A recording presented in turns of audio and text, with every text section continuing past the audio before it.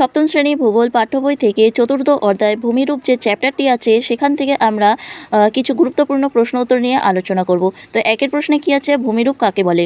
উত্তর, পৃথিবীর উপরটা ভূপৃষ্ঠ সব জায়গায় একই রকম নয়, কোথাও উঁচু, কোথাও ঢেউ খেলানো, আবার কোথাও বা নিচু সমতল।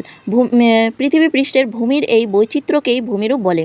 এর পরের কোশ্চেন 2, উচ্চতা, গঠন এবং বৈশিষ্ট্যের ভিত্তিতে পৃথিবীতে কয় প্রকার ভূমিরূপ দেখা যায় ও কি কি? উত্তর, 3 প্রকার, যথা পর্বত, মালভূমি আর সমভূমি। এর পরের কোশ্চেন 3, ভূপৃষ্ঠের সবথেকে উঁচু অংশ হলো ড্যাশ। উত্তর কি হবে? পর্বত। এর পরের কোশ্চেন 4, ভূমিরূপ মূলত কয় প্রকার শক্তি দ্বারা তৈরি ও কি কি? উত্তর, 2 প্রকার, যথা 1, ভেতরকার শক্তি বা অভ্যন্তরীণ প্রক্রিয়া, 2, বাইরের শক্তি বা বহির্জাত প্রক্রিয়া। তো আজকের এই ভিডিওটি যদি তোমরা নতুন দেখে থাকো তাহলে অবশ্যই তোমরা আমাদের এই চ্যানেলটি সাবস্ক্রাইব করে নেবে আর পাশে থাকা বেল আইকনটি ক্লিক করে আমাদের চ্যানেলের সাথে থাকবে। আর যদি আগের কোনো ভিডিও তোমরা দেখে না থাকো তাহলে এই ভিডিও ডেসক্রিপশন বক্সে তোমরা প্লেলিস্ট ভিডিও লিঙ্ক পেয়ে যাবে, সেখান থেকে তোমরা সমস্ত ভিডিওগুলি দেখে নিতে পারবে তোমাদের সপ্তম শ্রেণী ভূগোল পাঠ্য বই থেকে। আর যদি তোমরা এখনও এই চ্যানেলটি সাবস্ক্রাইব করে না থাকো তাহলে অবশ্যই সাবস্ক্রাইব করে নেবে। আর আমাদের যদি ভিডিওগুলো ভালো লাগে তাহলে অবশ্যই লাইক করবে, কমেন্ট করবে আর একই ক্লাসের বন্ধুদের মাঝে শেয়ার করবে। এর পরের কোশ্চেন 5, উৎপত্তি অনুযায়ী পর্বত প্রধানত কয় প্রকার ও কি কি? উত্তর, 3 প্রকার, যথা ভঙ্গিল পর্বত, স্তূপ পর্বত আর আগ্নেয় পর্বত। এর পরের কোশ্চেন 6, ভঙ্গিল পর্বত কাকে বলে? উদাহরণ দাও।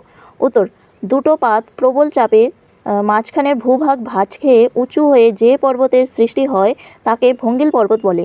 উদাহরণ হলো এশিয়া মহাদেশের হিমালয়, ইউরোপের আল্পস, উত্তর আমেরিকার রকি আর দক্ষিণ আমেরিকার আন্দিজ পর্বতমালা। এর পরের কোশ্চেন 7, স্তূপ পর্বত কাকে বলে? উদাহরণ দাও। উত্তর, ভূ আলোড়নের ফলে ভূপৃষ্ঠে অনেক সময় ফাটল সৃষ্টি হয়। এই ফাটলগুলোর মাঝে ভূখণ্ড উঁচু হয়ে অথবা দুপাশের ভূখণ্ড নিচে বসে গিয়ে মাঝখানের ভূখণ্ড স্তূপের মতো যে পর্বত সৃষ্টি করে তাকে স্তূপ পর্বত বলে। উদাহরণ হলো ভারতের সাতপুরা পর্বত, জার্মানির ব্ল্যাক ফরেস্ট এবং ফ্রান্সের ভোস। কোশ্চেন নাম্বার 8, আগ্নেয় পর্বত কাকে বলে? উদাহরণ দাও। উত্তর, অগ্ন্যুৎপাতের সময় প্রচুর লাভা ছাই ছোট ছোট পাথর বেরিয়ে এসে জমা হয়ে শঙ্কুর মতো এক ধরনের পর্বত সৃষ্টি হয়, তাকে আগ্নেয় পর্বত বলে। উদাহরণ হলো ইতালির ভিসুভিয়াস, এটনা, আফ্রিকার কিলিমাঞ্জারো, জাপানের ফুজিয়ামা আর ইন্দোনেশিয়ার ক্রাকাতোয়া। এর পরের কোশ্চেন 9, পর্বত কাকে বলে? উত্তর, সাধারণত 900 মিটারের বেশি উঁচু অনেক দূর বিস্তৃত শিলা দ্বারা গঠিত ভূমিরূপকে পর্বত বলে। এর পরের কোশ্চেন 10, পর্বতের বৈশিষ্ট্যগুলি লেখো।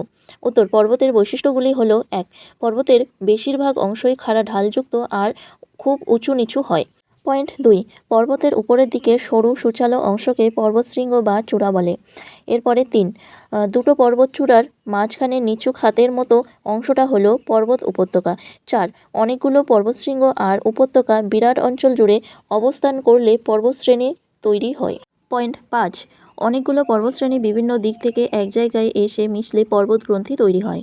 এর পরের কোশ্চেন 11, পৃথিবীর সর্বোচ্চ পর্বতশৃঙ্গের নাম কি? উত্তর, মাউন্ট এভারেস্ট, যার উচ্চতা 8,848.86 মিটার উঁচু। এর পরের কোশ্চেন 12, পর্বতশ্রেণী বা পর্বতগ্রন্থি কাকে বলে? উত্তর, পর্বতশ্রেণী পয়েন্ট করে লিখবে অনেকগুলো শৃঙ্গ আর উপত্যকা বিরাট অঞ্চল জুড়ে অবস্থান করলে তাকে পর্বতশ্রেণী বলা হয়। এরপরে পর্বতগ্রন্থি পয়েন্ট করবে অনেকগুলো পর্বতশ্রেণী বিভিন্ন দিক থেকে এক জায়গায় এসে মিশলে পর্বতগ্রন্থি তৈরি হয়। এরপরের কোশ্চেন 13, কী দেওয়া আছে মিলিয়ে লেখো। তোমরা পৃষ্ঠা নং 40-এ পেয়ে যাবে। তো স্ক্রিনে এটার উত্তর দিয়ে দিলাম, তোমরা এটা মিলিয়ে নেবে।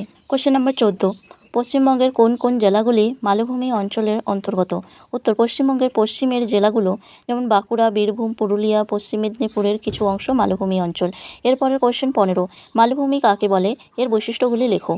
উত্তর, সাধারণত 300 মিটারের বেশি উঁচু চারিদিক খাড়া ঢালযুক্ত বিস্তীর্ণ ভূমিরূপকে মালভূমি বলে। এর বৈশিষ্ট্যগুলি হলো, পয়েন্ট করে লিখবে। 1, মালভূমি সাধারণত 300 মিটারের বেশি উঁচু। 2, মালভূমির ওপরটা সমতল ঢেউ খেলানো থেকে উঁচু নিচু হতে পারে। 3, মালভূমির ভূমিরূপ এর ঢালগুলো ঢালু এবং খাড়া।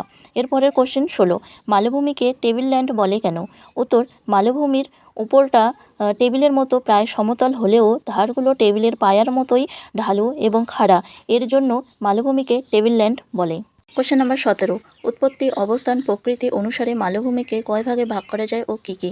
উত্তর, 4 ভাগে ভাগ করা যায়, যথা পর্বতবেষ্টিত মালভূমি, মহাদেশীয় মালভূমি, লাভা গঠিত মালভূমি আর ব্যবচ্ছিন্ন মালভূমি।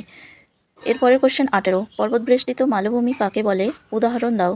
উত্তর, ভূ আলোড়নের ফলে ভঙ্গিল পর্বত তৈরি হওয়ার সময় দুটি সমান্তরাল পর্বতশ্রেণীর মাঝখানের জায়গাগুলির চাপের জন্য উঁচু হয়ে মালভূমির সৃষ্টি হয়। এই মালভূমির চারিদিকে পর্বত থাকে বলে একে পর্বতবেষ্টিত মালভূমি বলে। উদাহরণ হলো তিব্বত মালভূমি ও ইরানের মালভূমি প্রভৃতি। কোশ্চেন নম্বর 19, মহাদেশীয় মালভূমি কাকে বলে, উদাহরণ দাও। উত্তর, ভূ আলোড়নের ফলে ভূপৃষ্ঠের প্রাচীন অংশসমূহ পরস্পর থেকে আলাদা হয়ে মালভূমির সৃষ্টি করলে তাকে মহাদেশীয় মালভূমি বলে। উদাহরণ, দক্ষিণ আফ্রিকার মালভূমি, পশ্চিম অস্ট্রেলিয়ার মালভূমি, আন্টার্কটিকা আর গ্রিনল্যান্ডের মালভূমি। এরপরের কোশ্চেন 20, লাভাগঠিত মালভূমি কাকে বলে, উদাহরণ দাও।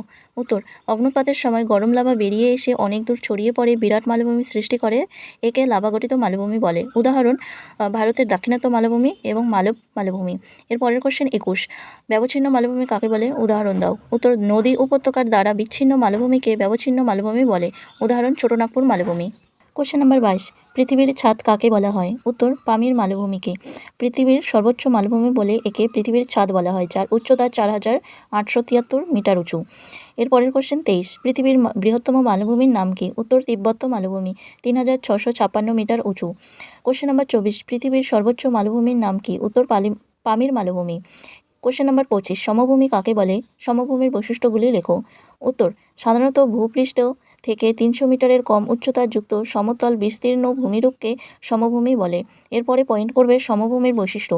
সমভূমির বৈশিষ্ট্যগুলি হলো: 1, সমভূমি সাধারণত সমুদ্রপৃষ্ঠ থেকে 300 মিটারের কম উচ্চতাযুক্ত।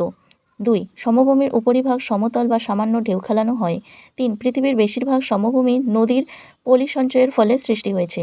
কোশ্চেন নাম্বার 26, উৎপত্তি অনুসারে সমভূমিকে কয় ভাগে ভাগ করা যায় ও কী কী সেগুলি সম্পর্কে সংক্ষেপে আলোচনা করো। উত্তর, উৎপত্তি অনুসারে বিভিন্নভাবে ভাগ করা যায়, যেমন 1, পলিগঠিত সমভূমি। নদী, সমুদ্র, হ্রদে দীর্ঘদিন ধরে পলি জমে যে সমভূমির সৃষ্টি হয় তাকে পলিগঠিত সমভূমি বলে, যেমন সিন্ধু, গঙ্গা, ব্রহ্মপুত্রের সমভূমি। 2, লাভা সমভূমি। আগ্নেয়গিরির লাভা জমে যে সমভূমির সৃষ্টি হয় তাকে লাভা সমভূমি বলে, যেমন আইসল্যান্ডের সমভূমি। 3, লোয়েস সমভূমি। মরুভূমির বালি বহুদূরে উড়ে গিয়ে সঞ্চিত হয়ে যে সমভূমির সৃষ্টি হয় তাকে লোয়েস সমভূমি বলে, যেমন হোয়াংহোর সমভূমি। কোশ্চেন নাম্বার 27, আমাদের জীবনে ভূমিরূপের প্রভাব আলোচনা করো।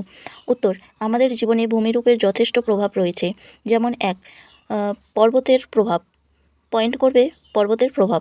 1, উঁচু পর্বতের বরফ গলা জল থেকে প্রচুর নদী সৃষ্টি হয়, এই নদীগুলো থেকে সারা বছর জল পাওয়া যায়।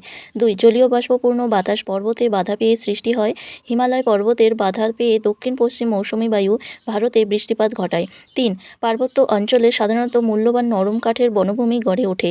4, পার্বত্য অঞ্চলের প্রাকৃতিক সৌন্দর্য ঠান্ডা আরামদায়ক আবহাওয়ার জন্য ভালো পর্যটন কেন্দ্র গড়ে ওঠে, যেমন দার্জিলিং, উটি, সিমলা। এরপরে পয়েন্ট করবে মালভূমির প্রভাব। 1, বেশিরভাগ বড় বড় মালভূমিগুলো প্রায় সবই শুষ্ক ও জলবায়ু অঞ্চলে অবস্থিত। বৃষ্টিপাত কম হওয়ার জন্য বিস্তীর্ণ তৃণভূমিতে ব্যাপকভাবে পশুচারণ করার অনুকূল পরিবেশ পাওয়া যায়। 2, বেশিরভাগ মালভূমি অঞ্চল প্রচুর পরিমাণে খনিজ সম্পদ সমৃদ্ধ। 3, মালভূমি অঞ্চলে রুক্ষ মাটি এবং প্রতিকূল জলবায়ুর কারণে খুব কম পরিমাণে চাষবাস করা যায়।